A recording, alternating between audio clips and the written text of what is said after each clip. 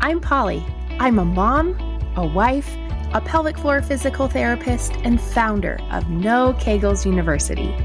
I have helped thousands of women stop leaking, enjoy intimacy, and feel proud of their bodies, even after having kids. After years of listening to women wonder why no one talks about leaking, how they should properly recover after having a baby, and that pleasurable intimacy is possible, I started to get real frustrated because I believe that no mom or woman should struggle when there are answers. It became my mission to shed light on the lack of postpartum care and the lack of discussion on issues that relate to women and their health, even if they can be uncomfortable sometimes. It also became my mission to change the conversation on women's health, the pelvic floor, and more. Here we go. Episode 32, Full Body Workouts Should Include Your Pelvic Floor. Years and years ago, I discovered Jillian Michaels. And when I first heard about her, she was still on doing the Biggest Loser. And I feel like they really portrayed her as such an intense, in-your-face coach. And that was my first interaction and experience with her was watching her on Biggest Loser, which that's how they portrayed her is kind of how I viewed her.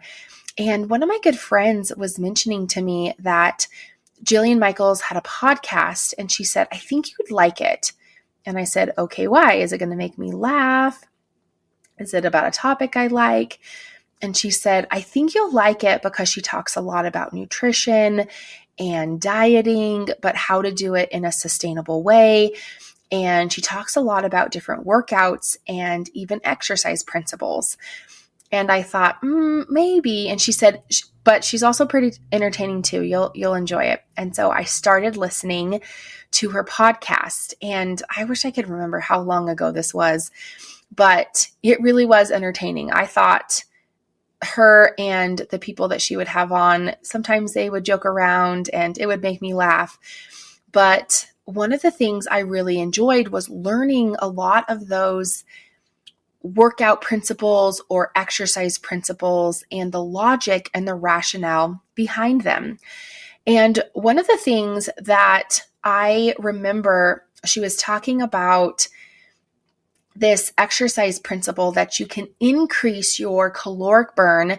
And she had mentioned that she would do it a lot for her contestants on The Biggest Loser, that if you would work the upper body, like an upper body muscle group, and follow that up with working a lower body muscle group, and then you would alternate. So you do an upper body exercise and then into a lower body exercise.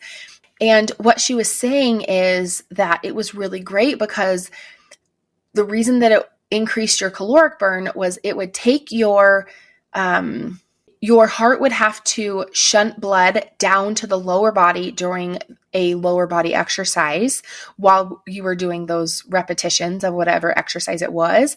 And then when you would switch immediately to an upper body exercise, your heart and all those vessels would have to shunt and move all that blood to the upper body. And she said that it was a little more taxing on the heart, in a good way, of course, in a way to be able to increase that caloric burn. And she was saying that, yeah, that way you can work all those muscle groups with a full body workout. And I thought, okay, cool. Well, how is your pelvic floor involved? And I was really hung up on that. Now, I'll prepare you. This was very, very early on as a physical therapist, where I really liked to analyze every little thing. And I was very, very black and white about most topics because, well, I just came out of school and I had learned this and it had to be this way. And so I was trying to figure out, okay, well, when she's saying full body workout, I've heard this before. I've seen it in Shape magazine or Women's Health magazine where they talk about all these full body workouts. And I'll even preface this. If I worked out, it never was with a lot of weights or resistant band training up until this point. I don't think anyways. So I was really struggling. Okay, well, a full body workout where they work, your big major muscle groups. Okay, well, where is the pelvic floor? That has a role. Your pelvic floor does all of these great and important things. So why is the pelvic floor not worked? Why is it not part of this full body workout? And it really plagued me for a long time that when they would talk about full body workouts, they weren't really targeting the pelvic floor. Now, fast forward to today, I don't always see things in such black and white. And I've now realized that when we talk about full body workouts, they're talking about the muscle groups that move the big joints, because these big joints need support, they need stability, they need blood flow. And when you work the big major muscle groups, you are also getting that bigger caloric burn and the lean muscle mass and there's so many things. But then I started to really kind of think about, well, what if there was a program that included the pelvic floor? Because I understand why they're saying biceps, triceps, chest, back, core, and legs, why those are part of the full body workout. They're some of the bigger muscle groups. They have such a big impact on us and our daily life and our quality of movement and our health and how we feel. But then I thought, well, the pelvic floor should have a role there too, because the pelvic floor helps us maintain our continence, meaning that we're not leaking urine or stool. It helps give us stability with our pelvis. And this is a whole podcast in itself, where the pelvis is what transfers the load. So we can't walk without our pelvis. And so if our pelvis is dysfunctional, i.e. our pelvic floor will eventually become dysfunctional, or maybe the pelvic floor is the first step to that pelvis becoming dysfunctional, then we're really in a bad place, right? So your pelvic floor helps with stability. The third thing that it does is it helps support our pelvic organs. And this is why I think this topic is so important, because as women, where we've had babies, our organs kind of get shifted around, especially after we have birthed babies vaginally. The fourth thing that it does is it provides sexual appreciation. And that's something that I'll leave that for another podcast, but that is one of the really great things that it helps us do. And then the fifth is that it pairs with so many other muscle group activations that it's almost, I don't want to call it a codependent because that's not the best way to describe it, but that pelvic floor being functional allows smoother transition, smoother activation, smoother participation of other muscle groups. And I could probably go on about a couple more, but I don't want to get into the nitty-gritties here. But these are all the things that the pelvic floor does. And I even hinted a little bit about the pelvis.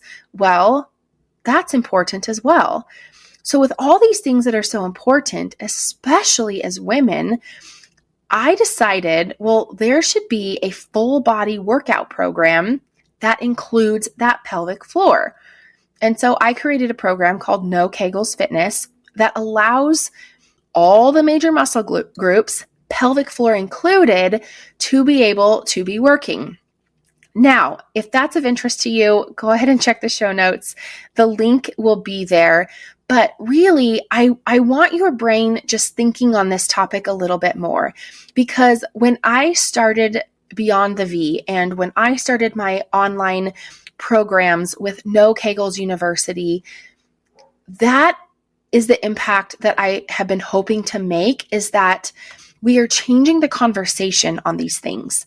And it's something where, and I've said this before, that the female pelvis is different than the male pelvis. The angles are different. It's designed to do something different.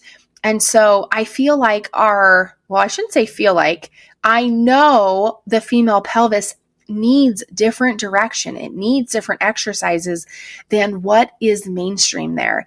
And while I understand that, well, did I exercise my pelvic floor today, is probably not going to go through your minds right now, it's something that I want to be a little more focused on, that when you're deciding on a workout, okay, well, I already did legs, so I probably shouldn't go to high fitness where we do a lot of cardio. Okay, so I probably should do a workout class that's more targeted to my arms or to my core or pelvic floor. This is the stuff that I am just hopeful that we can change the conversation of. That I, just by even talking about this and you listening to this, that it changes the way that your brain thinks a little bit. Like, well, why aren't we including the pelvic floor into our workouts? And I have a few theories on that. I think to some degree, for some, they might assume that it's inappropriate to talk about the pelvic floor. Maybe they feel uncomfortable talking about the pelvic floor, which, call me. I'm happy to talk about the pelvic floor. I love talking about it, and I will talk about it on any stage. In fact, early on in my career, I would often say, I really hope that I meet someone someday that knows Oprah so I can just get my message out there. And if you do know someone who knows Oprah, let me know, because I still want my message, and I shouldn't even call it my message, this message that can impact so many women, and also that we can help change how our daughters and the care that they receive.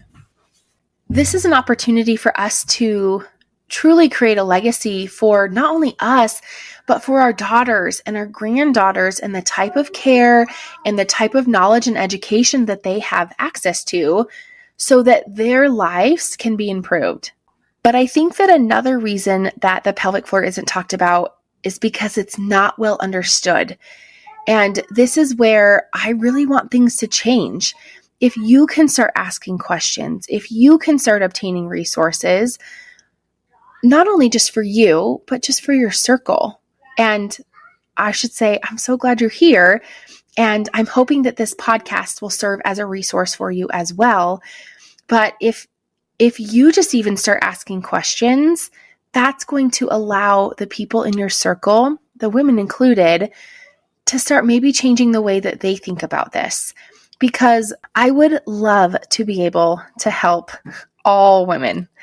And sometimes that might even be you bringing up questions like this. Well, when they say full body workouts, are we talking about our pelvic floor too? And this is something that I feel like is a very easy thing for you to do, but also something that is going to serve you.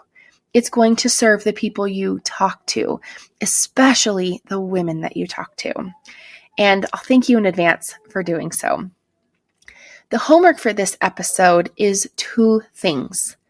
1, I want you to start asking in your circle of friends and those you work out with, when they say full body, are we talking about the pelvic floor too? Because that's a pretty important muscle group. I would love to know what they say. So please reach out to me on Instagram at beyondthev by Polly. I truly am so curious. And the second thing is, if you haven't grabbed your free week of pelvic floor workouts, check the show notes to get your free week.